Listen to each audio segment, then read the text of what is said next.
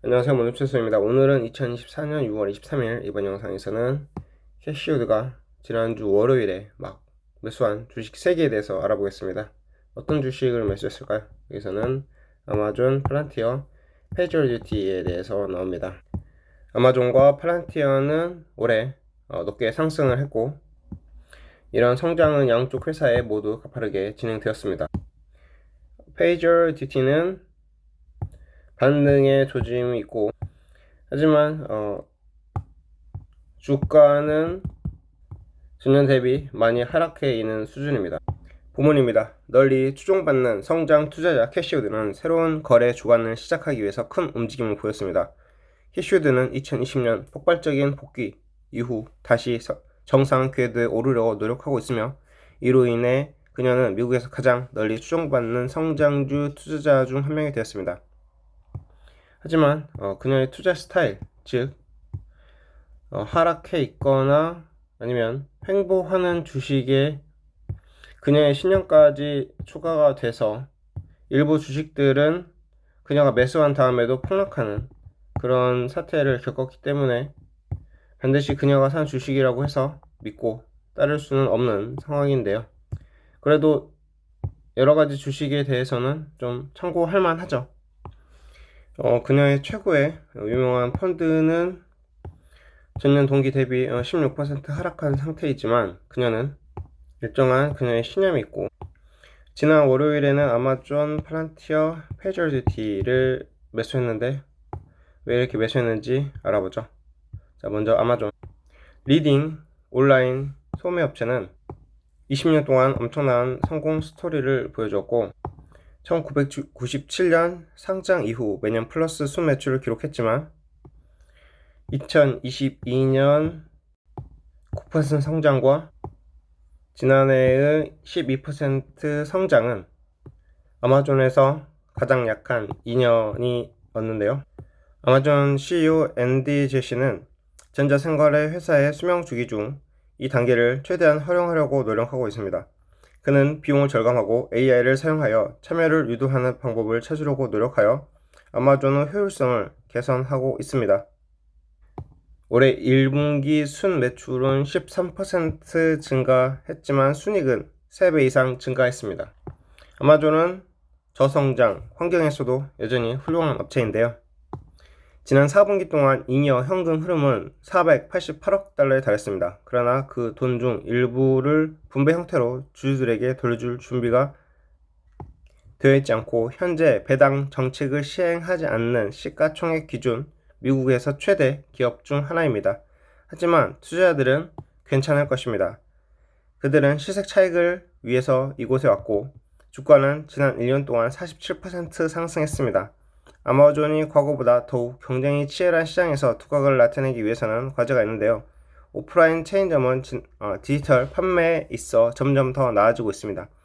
터무니없는 저렴한 가격을 제공하는 중국 전자상거래 플랫폼의 인기도 급상승했고, 1분기 순 제품 매출은 7% 증가에 그쳤습니다. 아마존 웹서비스, 클라우드 호스팅, 저거너트 및 기타 서비스에서 두 자릿수 성장으로 결과를 끌어오르는 데 강점이 있었습니다. 아마존은 아크 인베스트의 가장 작은 보유 자산 중 하나이며, 이게 좀 부끄러운 일이긴 한데요. 주가는 올해 시장을 이기고 있으며, 누가 이 회사에 대해서 좀 더 큰 지분을 가지고 있었으면 아크 펀드의 수익률을 더 높이는데 기여를 했을 수 있겠죠.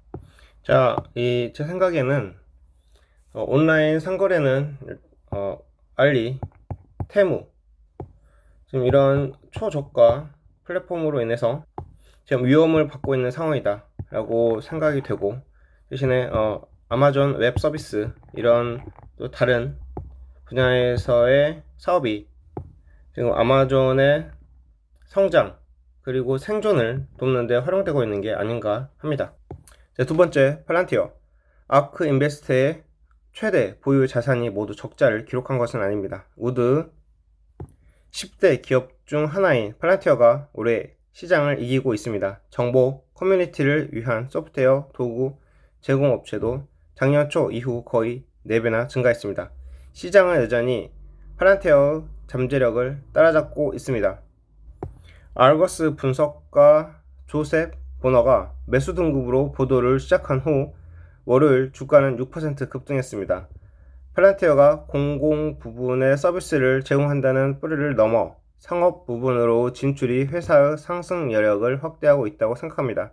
최근 분기에 상업 수익은 40% 증가했는데 이는 해당 기간 총 수익 증가율 21% 약 2배에 해당합니다.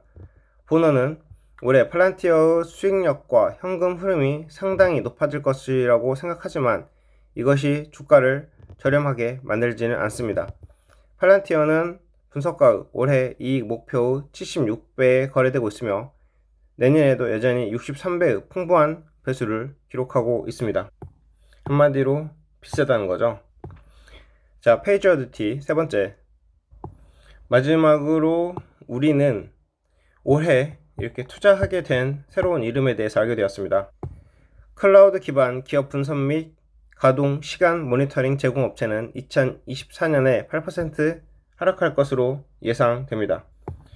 매출 성장은 7분기 연속 감소해 해당 기간 34%에서 8%로 감소했습니다. 하지만 정서는 긍정적으로 바뀌기 시작했습니다. 지난달 바닥을 친 이후 주가는 거의 20% 상승했으며 지난주에는 애널리스트의 업그레이드도 되었고 페이지어듀티는 올해에도 여전히 낮게 거래되고 있지만 한 달 전에는 훨씬 더 나빴고 그리고 분석가들은 올해 남은 기간 동안 매출 성장이 가속화될 것으로 보고 있습니다. 자, 아마존의 차트입니다. 자, 이렇게 꾸준한 상승세를 이어가고 있는 거죠. 자, 아까 말씀드렸듯이 전자상거래 업체는 미국에서도 그리고 유럽에서도 어디에서도 지금 알리, 테무, 중국산 제품에 대한 그 공격이 지금 가속화되고 있는데 이것을 막아내기는 어떤 업체도 힘든 상황입니다. 왜냐하면 현재 고물가로 해가지고 물가가 비싼데 싸게만 살 수 있다면 거의 동일해 보이는 제품을 싸게만 살 수 있다면 그냥 그걸로 가는 거죠. 그래서 각 국가들이 무역 장벽을 높이고 있는 거죠.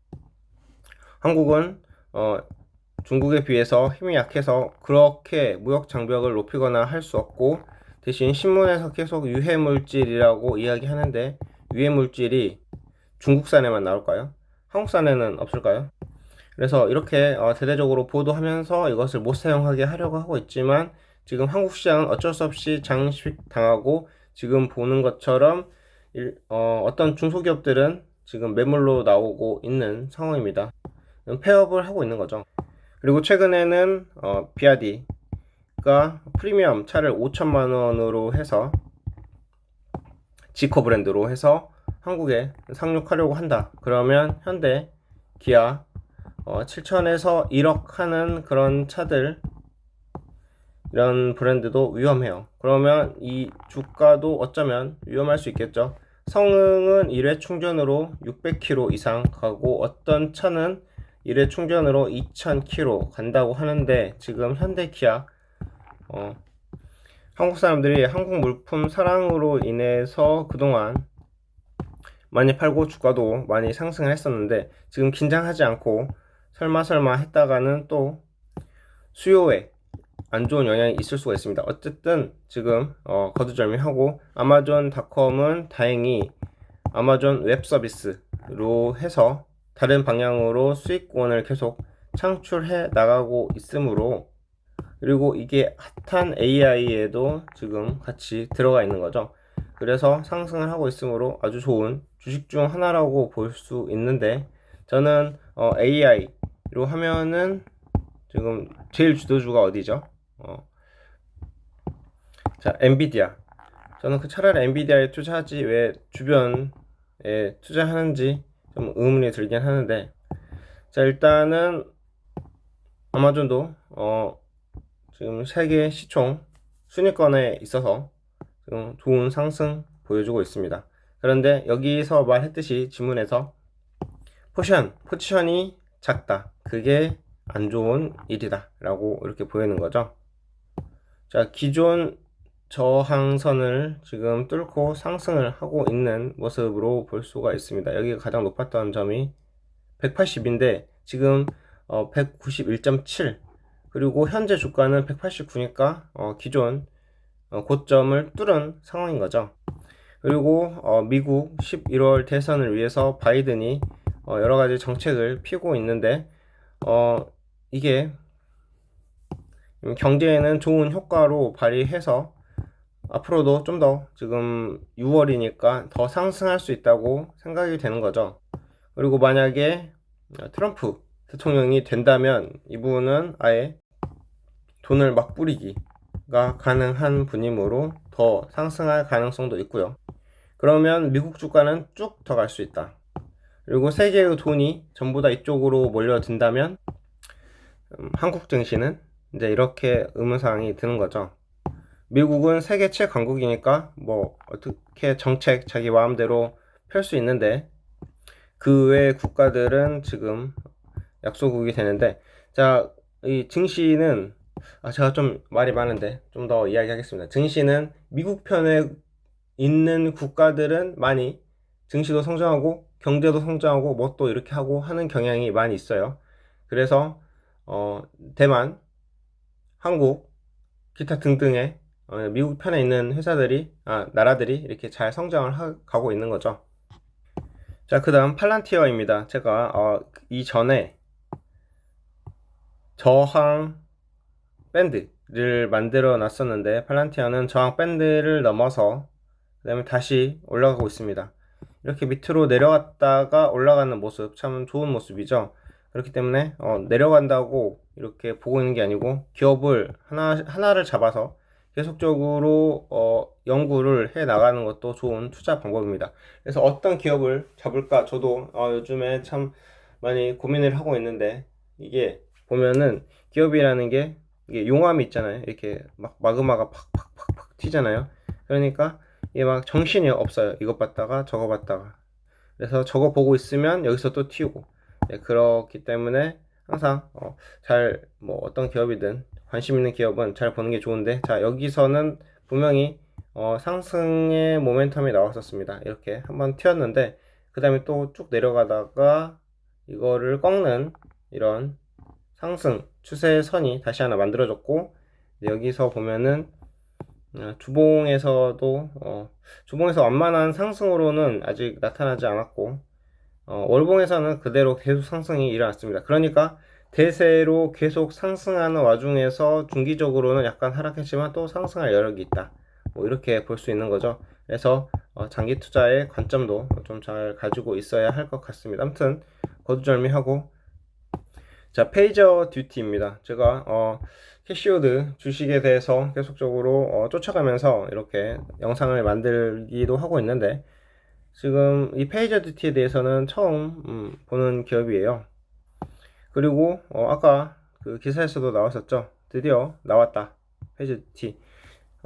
기업 정보는 시스템 관리자를 위한 경보 집계 및 발송 서비스 제공, 이렇게 해서 상승 이력은 22.9%라고 있는데, 이런 상승 여력은 믿을 게 안 된다고 생각을 합니다. 그냥 참고만 하고, 매출은 이렇게 앞으로도 올라갈 것이다고 예상을 하고, 순이익도 지금 낮았었는데 마이너스인데 앞으로도 개선이 될 것이다.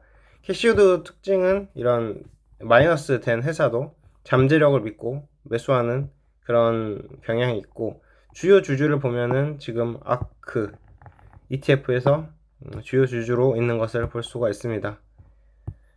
매출 구성은 디지털 오퍼레이션이 거의 100%고요. 자, 재무를 보자면 현재 손익계산서에서 영업이익률이 계속 높아지고 있고 매출액도 높아지고 있는 좋은 흐름 볼 수가 있습니다. 회사는 이렇게 돼야죠. 지금까지 캐시우드는 영업이익률이나 매출액이 마이너스여도 믿음으로 신뢰로 투자를 했었는데, 그랬을 때 경우는 아주 안 좋았습니다. 자, 수익성 지표 ROE 계속 좋아지고 있고 적어도 이 정도는 돼야 한다고 생각을 해요. 그래야 워렌 버핏하고 비슷하게 지금 가는 거죠. 워렌 버핏은 어떤 주식을 보든지 거의 이런 현상이 있었는데, 자, 그래서 단기 순이익도 높아지고 있고 아주 좋은 회사인 것 같습니다. 그래서 여기서 지금 차트를 봐서 지금 대세 하락의 회사로 볼 수 있지만 지금 하락 추세 대를 이렇게 이어가고 있는 거죠. 하지만 앞으로도 상승할 수가 있다. 그리고 이 상승의 기운이라는 것이 지금 이렇게 해서 5선, 20선 이렇게 해서 나타나긴 했다. 근데 이게 하락의 물결 중에 하나일지 여기서 한번 봐보세요. 여기서 올라갔다가 또 내려가고 계단식 하락을 계속 하고 있는데 여기서 또 이 상승이 쭉 반등의 계기가 될지 아니면 계속적으로 하락을 하는 그런 거가 될지에 대해서는 일단 한 주봉을 보면은 지금 계속적인 하락 중에 한 물결이라고 보입니다. 그래서 페이지도 잘 보고 있다가 상승의 기운이 나타났을 때 매수하는 게 좋지 않을까 생각을 하고, 자, 오늘은 여기까지 해서 영상 마치겠습니다. 감사합니다.